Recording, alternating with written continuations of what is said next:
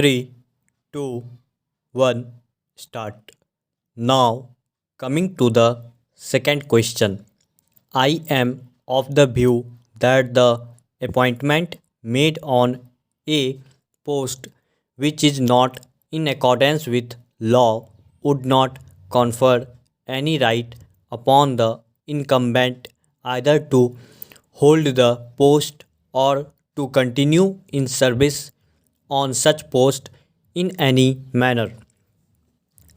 Mere length of service or lack of any fault on the part of the employee concerned is not relevant in as much it is the observance of statutory provisions and not the personal or individual act on the part of the parties concerned which would decide the rights of the persons to hold the post. If a person does not possess the requisite qualification or is otherwise appointed on a particular post in violation of the statute, she cannot claim to have a right to continue in service simply because it has worked for a long time. For the reason that estoppel does not apply against statute and any appointment against the statute is void ab initio. Even on the ground of sympathy, no such relief can be granted since a court of law is primarily concerned with rule of law, consistent with constitutional provision and mere sympathy, which is directly against the statute and constitutional provisions, would be a case of misapplication of the understanding of principles of equity and justice. It would be difficult to hold that an action which would be contrary to statute has the effect of violating others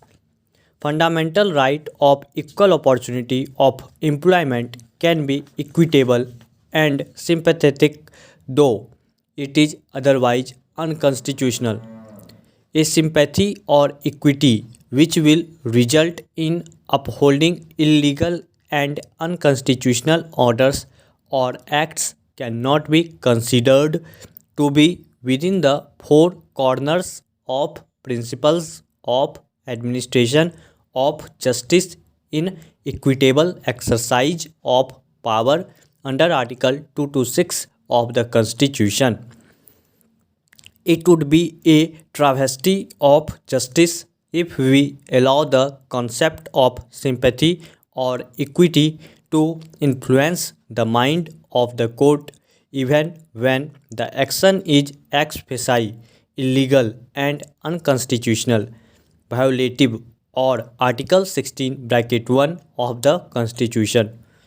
Recently, the apex court has declined to grant any relief to a person merely because it has worked for long time though did not possess requisite qualification at the time of appointment in accordance with rules and the appointment is not in accordance with the procedure prescribed.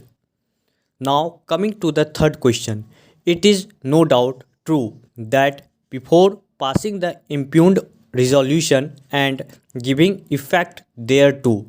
no opportunity has been afforded to the petitioner by issuing a so cause notice, but the petitioner has been given extensive hearing before this court to show whether her appointment on the post of assistant teacher junior high school was valid and the arguments